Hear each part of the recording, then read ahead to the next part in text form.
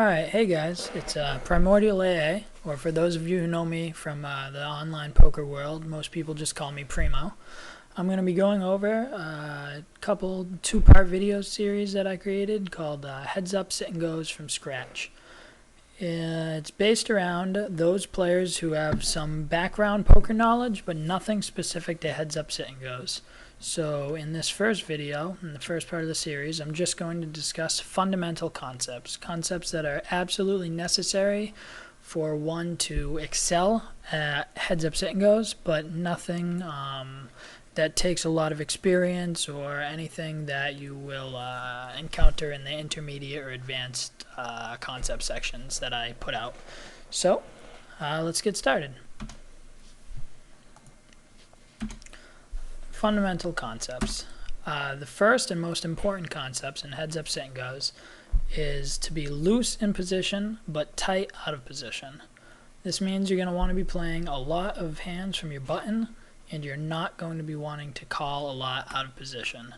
Position means a lot in Heads Up, probably much more than any other form of poker, and because of that, it's just too much of a disadvantage to play a lot of hands out of position. And as you see when I get to the video part of this section, that's one of the biggest mistakes that most of low limit players make, is just playing far too many hands out of position. So the advantages of this are that it keeps pots small when you're at a disadvantage. This is really important, obviously, to not bloat the pot when you're out of position and you're really hard to find out where you're at in a hand. Pot control is a very, very critical concept in Heads Up, Sit and Goes, and Heads Up in general. And it's just the fact that you're going to want to play as few hands at a disadvantage as you can. And in the same, you want to play as many hands as you can from the button, or as many hands as you can play profitably against your opponent.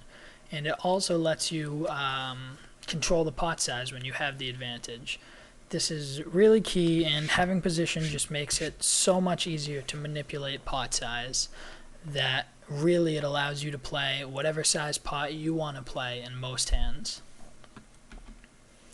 Staying aggressive is always going to be very important in Heads Up, and the reason for this is that people just don't hit many hands heads up. When two players see a flop, one of them should hit like 30 or 35%. It's going to be a large percentage of the time where your opponent is just not going to have anything, and you won't either. Because of this, whoever is constantly being more aggressive, not crazy, not maniacal, but just putting pressure on and being aggressive in general, is usually going to have a much bigger advantage in a heads-up match. So probably the most important thing in Heads Up is a C-bet, or a continuation bet. And I give an example of it right here. So you're dealt King 9 offsuit, you make a standard raise when you have the button, and your opponent calls. The flop comes Ace, 8, 2, Rainbow, so there's no flush draws, and the flop has really missed your hand. You have no part of it. When the villain checks to you, your action should be, and the answer is, to make a continuation bet. So here, the pot is 120, and you'll bet 80. C-bets are normally about 2/3 of the pot as a standard. And the reason is, even though you have no piece of this, is that your opponent, more times than not, is not going to have any piece of it either. And because you have the initiative in this hand, you raise before the flop, and almost all the time your opponent is going to check it to you. He'll try to check raise a lot of times if he has a piece of it, or sometimes when he's bluffing, but most of the time when he doesn't have anything, he's just going to fold. And so this is going to let you win a lot of pots when you don't necessarily have the best hand, which gives you quite a big advantage. So we'll talk about opening ranges. When you have the button, you're really going to want to raise pretty liberally on the button, but always be willing to adjust to your opponent. So there are hands you should fold on the button, but if your opponent is only calling about 10% of his hands, of course you should just raise every hand then, because him giving you the blinds is far more important than the times when he calls you when you're in the pot with a worse hand. And the same if your opponent is 3-betting you a lot or constantly attacking you and re-raising, you might want to raise less of your hands to make it so he doesn't have such a big advantage or put you in as many tough situations. So hands that you might raise early in a heads-up sit and go include hands like Ace-2 offsuit, King-7 offsuit, King-3 offsuit, Queen-5 offsuit, 10-Jack, 8-10, 6-7 suited, and even hands like 3-5 suited. All of these are fine to raise heads up, and in fact you're going to want to be raising them almost any time you're dealt any one of these hands. Hands that you might fold early in a heads up sit and go, and this is when you have the button, might be hands like 10-4 offsuit, 8-2 suited, 7-2 offsuit, or Jack-3 offsuit. There are you can see the list is much bigger for hands that you might open, and there just aren't a lot of hands that you're not going to want to be raising pre-flop and heads-up sit and goes, because again, having position is just such a big advantage, and having the power of the continuation bet will help a lot. Because of this, as you get better and learn to navigate better post-flop, some of these hands might be a raise. For instance, a very skilled heads-up player might open up 100% of hands, or might raise 8-2 suited or Jack-3 offsuit. But with not a great background in playing post-flop and seeing many flops with your opponent, it's going to be much better for you and make your life and games much easier if you avoid playing hands like these. So now for calling ranges. When your opponent is raising, you're really going to want to stay tight out of position. There are very few situations you should adjust this, because you're just at such a big disadvantage out of position. The one example that I can think of is if your opponent plays very loose before the flop, raising a large amount of his hands, but after the flop he will only play if he hits a piece of his hand. If he makes a pair or a very strong draw, then it might be better to play a few more hands than you would normally, because he'll give up so often post-flop and he'll let you know exactly where you're at in the hand. But that situation doesn't arise too often, and it's not really something you should worry about. So hands that you might call early in a heads-up sit and go include hands like Ace-7, and Ace-7 is pretty low for Ace-7 offsuit. You really want to avoid playing weak aces out of position, just because it's going to be very hard and you're going to get in a lot of situations where you have top pair, but if he's putting a lot of pressure on you, you're going to be dominated. So Ace-7 should be about the cutoff. Ace-5 suited, again, is pretty low. Suited aces are almost always good to play, though, as the blinds aren't too high. And especially ones where you can pick up a wheel draw like this makes them a little bit more powerful. Queen-10 offsuit, King-9 offsuit, 8-9, some of the higher connectors, 8-9, 9-10, 10-Jack, of course, and pocket 5. Some pocket pairs you'll almost always be calling, you'll almost always be calling with those. Hands you might fold early in a heads-up sit and go. King-4 offsuit, 2-3 offsuit, 3-4 suited, 5-7 suited, Jack-6 offsuit, 10-8 offsuit. A lot of low suited connectors, suited gappers. It's just really tough to play most of these hands out of position profitably. Other hands that would go on this list that I didn't include like Ace-2 offsuit, Ace-5, Ace-6 offsuit. There's quite a few hands that you won't be playing out of position, and many others that you won't call, but you would 3-bet instead. But that's something we'll talk about a little bit more in the intermediate section. So, effective stacks is very important in heads up, and it is difficult sometimes for people to fully get the concept of it. It's very easy and straightforward though. In heads up play, only one stack matters, and that is the shortest one. This is known as the effective stack. For example, if you have 2,000 chips and your opponent has 1,000, the effective stack in this situation is only 1,000. So you, as hero, even though you have 2,000, play the hand exactly as if your opponent had 2,000 and you had 1,000. There's no difference in those two situations. So when you're making any decision in heads up, it's going to be based on the shortest stack, no matter what. And another example is if you have 2,950 and your opponent has 50, even if you go all in, the opponent makes his decision only for 50 chips.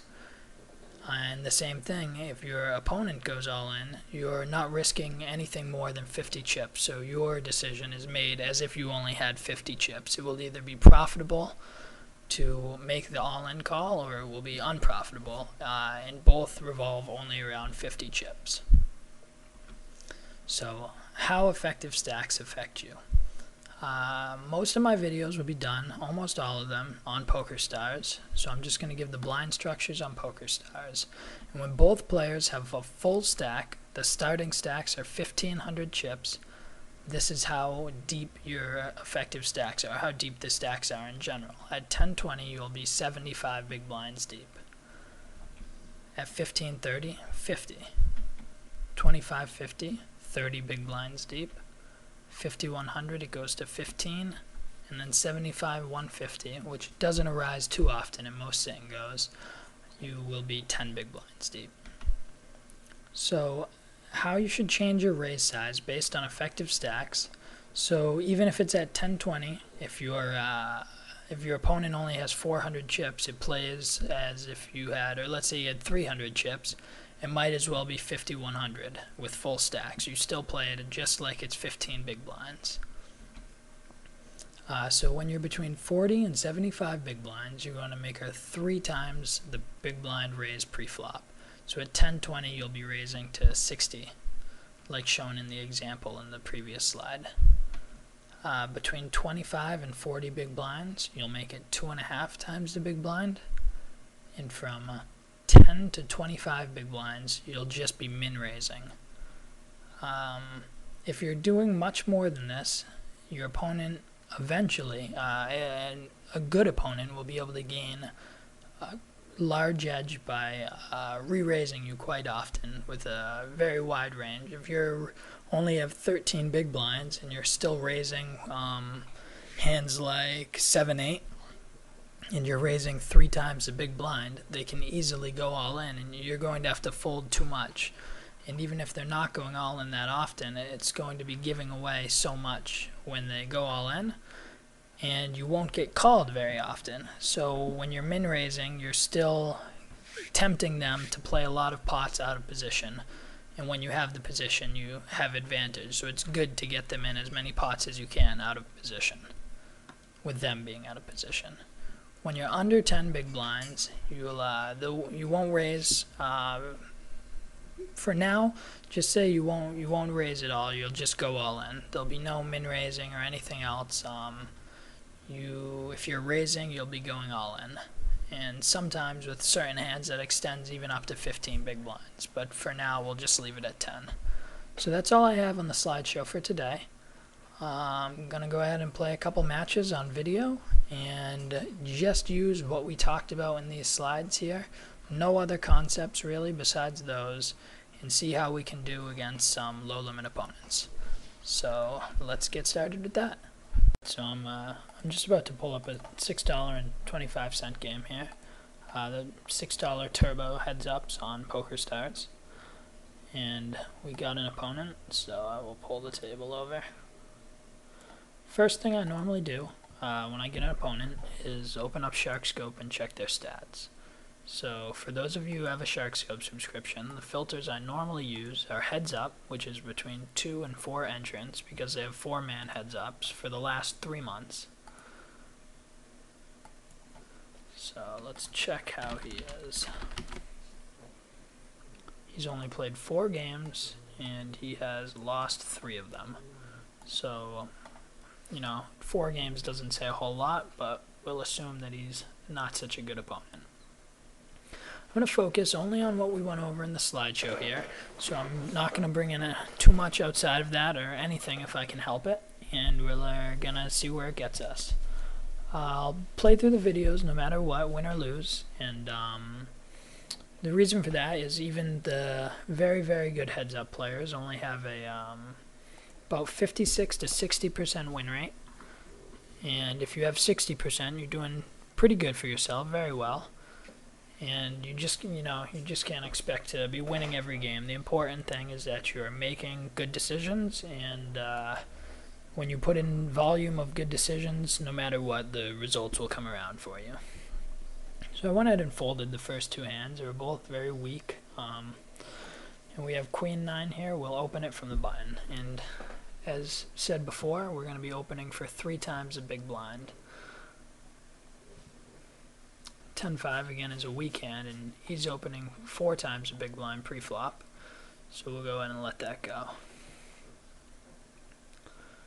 7-3 suited, it's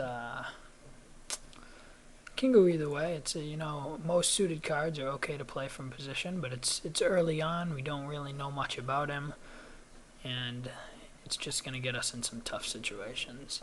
So here's an example where we have a very strong hand, and he raises 4 times the big blind like he has. When you 3-bet, you want to make it at least 3 times their bet. This case would be 240. Normally you make it a little bit more than that. You don't want to give him better than 2-1 to call you in position, but his bet is already a little bit big, so we'll see if we can get him to make a bad decision here. He doesn't, which is fine, and we'll just keep the same thing going. So a dry board, almost identical to the one in the example, and we'll go ahead and c-bet. We continuation bet 2/3 of the pot, 80 into 120, and he re-raises us, so it's an easy spot to fold.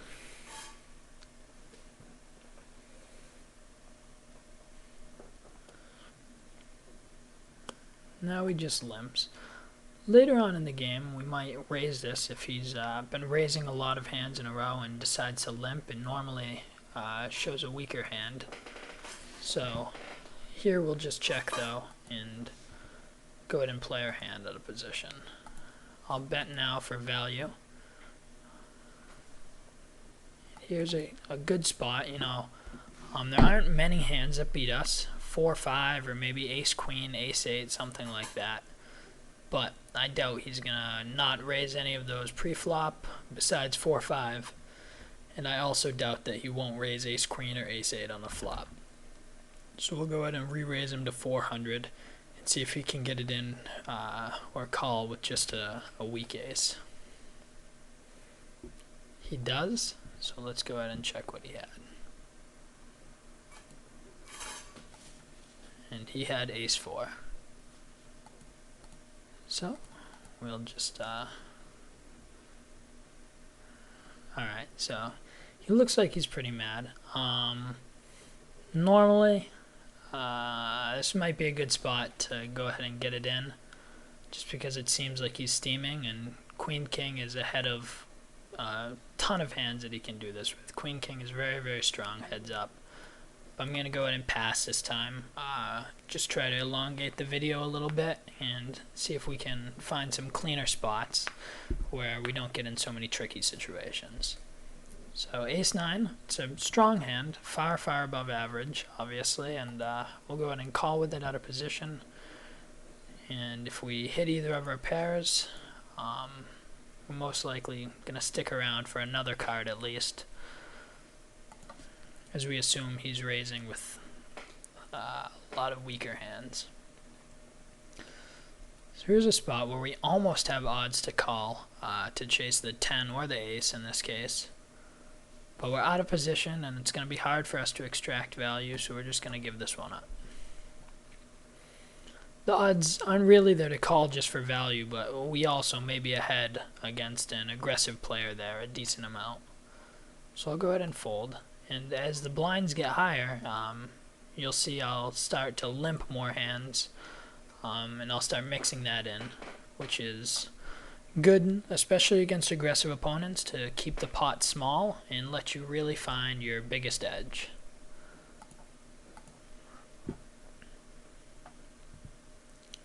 So here we flop a very strong hand, top set. He check raised us once already. board has some draws, but not too many, but we're going to go ahead and make a continuation bet just to be consistent with what we've done before. So there's a few things we can do here. We can call if we think he's going to fire very big out of position again, or if we think he's going to have a draw more times and he'll be bluffing, then we should re-raise him here. Our hand's so strong though, I'm going to elect to just call and see if we can get him to fire a bluff here. So he fires a small bet, and we still want to protect against draws. You know, there's 4-5, there's clubs, now Jack-9, Jack-King, and all the gut shots. So I'm going to go ahead and make a raise to 380. It's a pretty good size raise in relation to the pot. And if he had bet bigger, maybe sometimes you can just call again. Most of the time I'll put in a raise there no matter what. But because he bet so small, you really need to just go ahead and get some value out of your hand. Don't give him a chance to draw for free. So he's been making it 4 times the big blind every hand.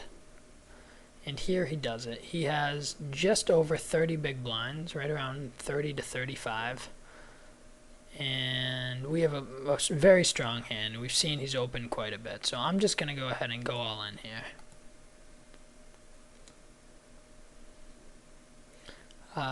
You know, his hand is okay, but we're about 60% to win this.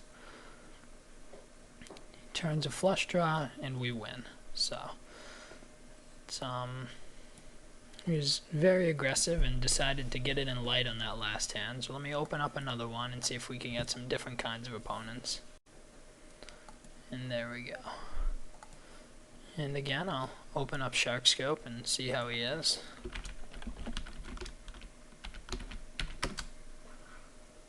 He's played 10 games, and it looks like he's won 7 of them. So, you know, he's 10 games, again, is very, very small sample. Doesn't really mean anything, but maybe he's a little bit more controlled than the last guy who's just kind of throwing money around.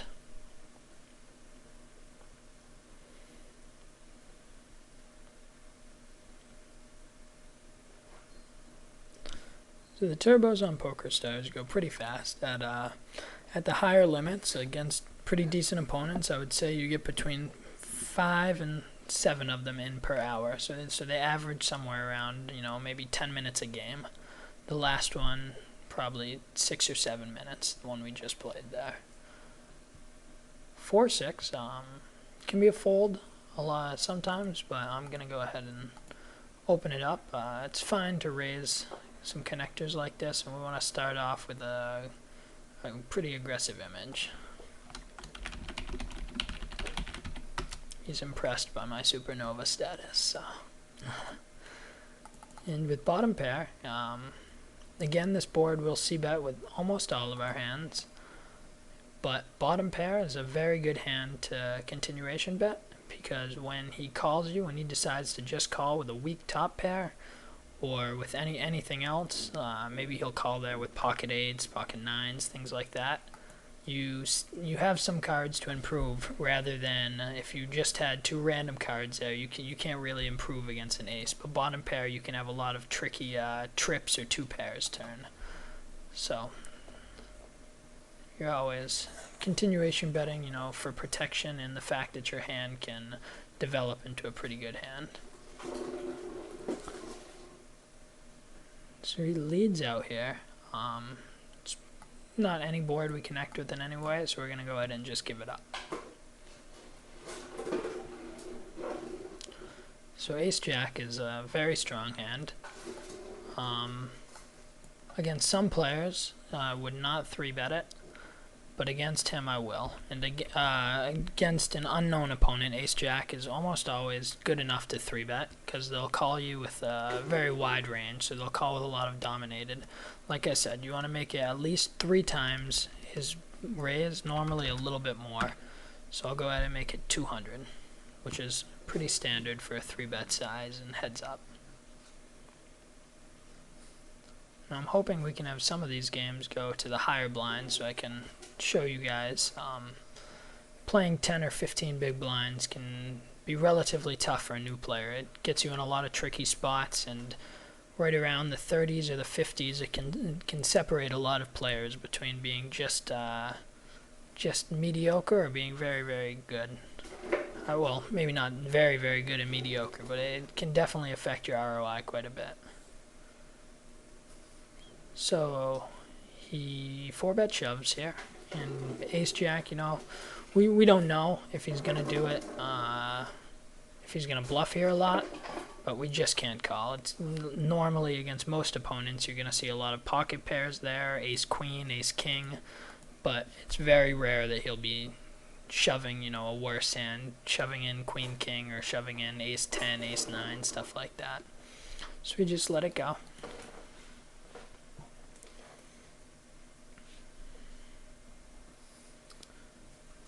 Go ahead and fold again.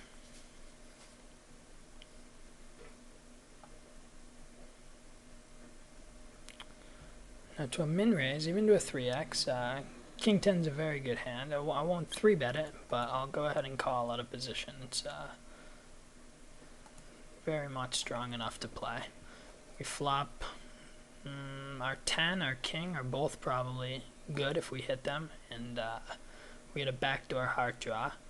But the important thing here is that you don't turn your hand into a bluff. King high has a lot of value. We're going to win the pot with just king high here quite a bit. And we didn't in this case, but there's a lot of times players will check down when they have worse hands that didn't hit anything. So king high has a lot of value, and if we bet there, nothing worse is going to call us. Queen high or 10 high are never going to make a call there. So when we're betting it, we're just turning it into a bluff. So the important thing about that hand is that we check it down and we just try to get value out of our hand.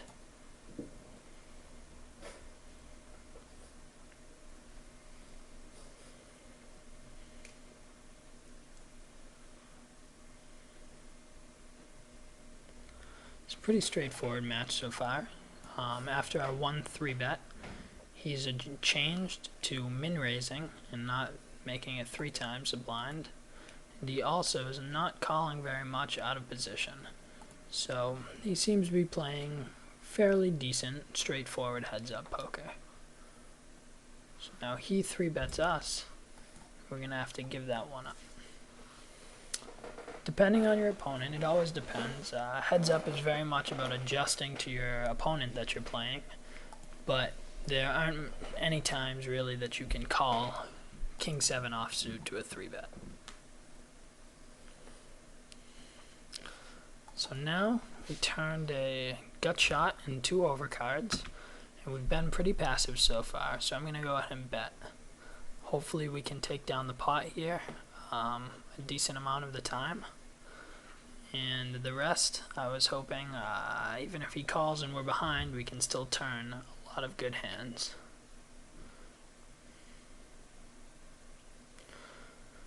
So he's giving us pretty good odds. But it's going to be a tough spot to play, and it's going to be very tough to extract value. Maybe you can do this with the ace high sometimes, and we're going to, you know, miss and check the river, and he's going to check behind with a better hand. Or maybe we'll miss and check, and he's going to bluff us off with a worse hand. Or maybe we could hit and bet, and we could have slow played the 3 of a kind there on us. There just aren't many good situations there. So I'm going to give him that one. And I'm going to go ahead and limp. I'm going to start to limp a couple of my middle holdings. Queen 5 is pretty good hand. Heads up, Queen High is going to win at showdown a decent amount of the time. But it's not a hand we really want to play a built pot with. So I'm going to go ahead and start limping a couple hands like that. And if he continues to raise our limps, then I would mix in some stronger hands as well to make a re-raise.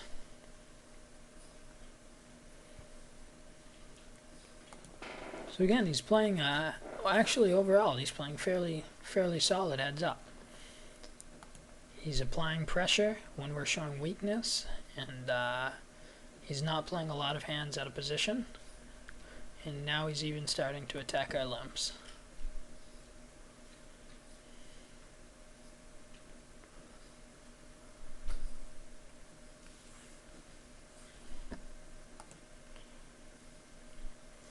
So as I said in the slideshow, our raise size now is going to be 2.5 times the big blind until we get to 25 big blinds. In this case, 25 big blinds happens to be, hold on a second, it's not a really good spot because I don't expect,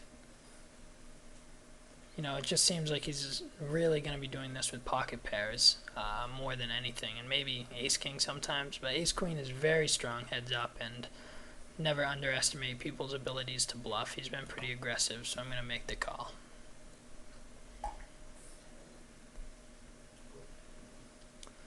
This play is alright. It's actually not that bad. It would be better to just shove there against a worse player, because I'll never look him up with a hand like ace-8 or ace-10 there, or very, very rarely. And a worse player will do that. If he had just 3-bet me or made a small re-raise, then he could open it up and allow me to make some bluffs, make some bad bluffs, when he clearly has the best hand. So I had turned on value betting. I had planned on value betting this turn, but there's just no way we can call now. The board is terrible for us, and it's the worst turn card in the deck. So we're going to go ahead and min-raise again. So, oh yeah, like I was saying, we'll be 2.5xing, I meant, until 25 big blinds. 25 big blinds, in this case, is 750 chips. So until that, we'll be 2.5xing, and once we get there, we'll min-raise. Ace-4 suited is above average, and you're definitely going to want to play it for a min-raise. He's raising a lot of his hands here, so we assume to be ahead of most of his range. And I'll call his continuation bet just because it's very unlikely he's going to show up with a jack here. Just like us, we would bet this board with almost any two cards that we raise pre-flop. And the reason I checked the turn is that it's a good card for him to bluff at, to continue bluffing. If we called, with king high or with 2 over cards, then the ace is going to scare us off a lot of the time. So I don't expect to get value here much. It's kind of thin between betting and checking. I'm going to go ahead and check here because our kicker plays, and there isn't too much that he can call us with, but I guess he can make a bluff here a decent amount of the time. So if our kicker didn't play, if that 8 had come a king, we would almost certainly bet all of the time. Let's see what he had there. He had 9-10 offsuit. So his play was fine. He c-bet the board, c-bet the paired board, which is a very good board to bet because it's just not going to hit many hands very often. And then he shut down. He could have fired again on the ace, but I don't know what the decision was for him, whether to fire again or not. But it's a scare card. It's a pretty good card to bluff again at. But checking behind is fine too, just because we haven't been too aggressive. So here, when he min raises, we're at 20 big blinds. Because he's doing it so liberally, I'm going to go ahead and go all in. Our hand is very good. He can call a lot of hands that we're going to be flipping with or doing all right against. And the key point is that we just have a lot of fold equity. He's raising so much pre-flop, and I don't believe he's going to call too wide. So that means he's going to fold a lot of the times, and we're going to go ahead and win his 100 chips and our 50 chips already in there right off the bat. So here I'm going to be either limping or min-raising. Normally I would min-raise, but I'm going to go ahead and limp this because he raised our limps quite a bit. I was planning to raise him if he did attack that. So when he checks, I'll bet 3/4 of the pot. In limped pots, that should almost always be your size. If they check to you and it's a board that you want to bet, 3/4 is a pretty good number.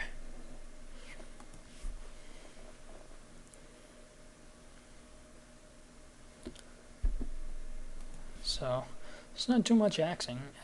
This is a relatively solid player for these limits. you know, he's not exceptional, but he's playing pretty good poker. And maybe we'll get to 5100, and I can show some important concepts there. I'm gonna go ahead and limp, and if he raises us, we're gonna shove. It's tough to raise here, because there's not many flops that come good for your hand. However, I am gonna go ahead and turn our hand into a bluff here. I don't expect him to have an ace very often, because he's been raising our limps, and we've been limping quite a few hands, so it's very reasonable we could be limping aces or kings. Not ace, ace, or king, king, but you know, any ace or any king. So when he leads at that high, scary board, it's a very good time to re-raise, and the fact that I had pocket fours didn't really matter much. I could have had 7-2 offsuit there, and it would still be the same exact thing.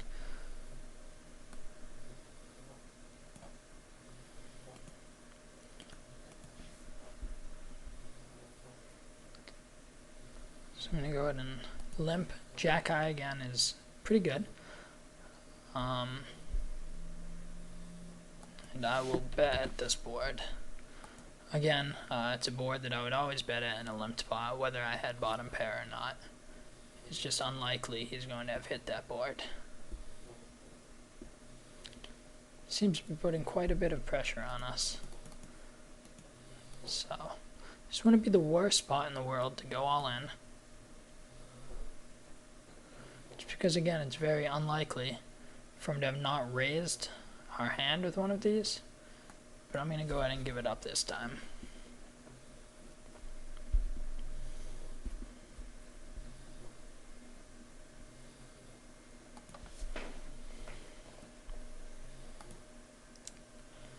So paired boards, if he would check it down with us a lot, I would always check this hand, because our king high is going to be good here a ton. So against people who will let you get to showdown, it's much better just to check this.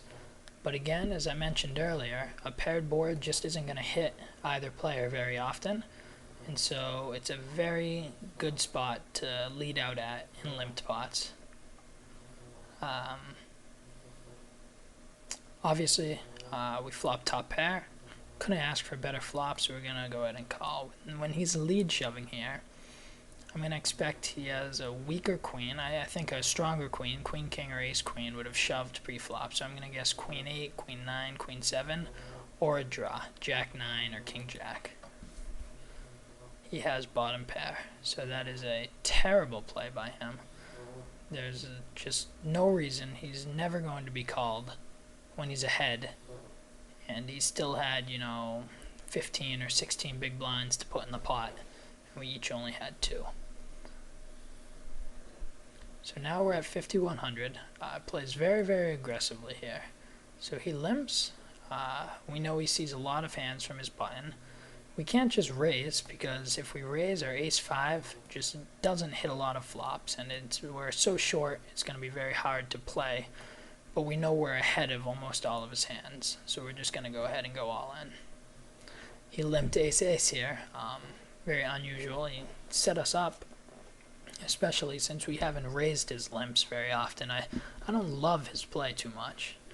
Normally I would min-raise there. But, you know, that's fine. It worked out for him this time. And now, when you're below 10 big blinds, you're going to be really going all in with a very wide range. Jack 2 is just okay to do. And I'll show in my intermediate videos, there's a system for determining which hands you should go in when you're under 7 big blinds. It's called SAGE. It's a article on Card Player. You can look it up if you have some free time, or I'll explain it in one of my future videos, probably 2 videos from here. And we flopped good, but he rivered us, so that's alright. That game took a little bit longer. It was almost 20 minutes. I'm going to go ahead and call that a wrap on the video. We saw 2 games. The first opponent was very aggressive, crazy, kind of reckless, didn't care to get it in bad. And this player seemed relatively solid overall. but he obviously still had some very big leaks. His 8-3 play was just terrible, and overall he may have been a little bit too aggressive. We gave him some spots that might not normally be the best to give him, but if you just play a solid, straightforward style of heads-up play, like we talked about in the slideshow, I think it should work out for you guys. So get in some practice and leave me some comments, or go ahead and send me a private message and let me know how it works out for you, or if you have any comments or suggestions for future videos, please let me know. I'll take them into consideration. Thanks, and I'll see you guys at the next video.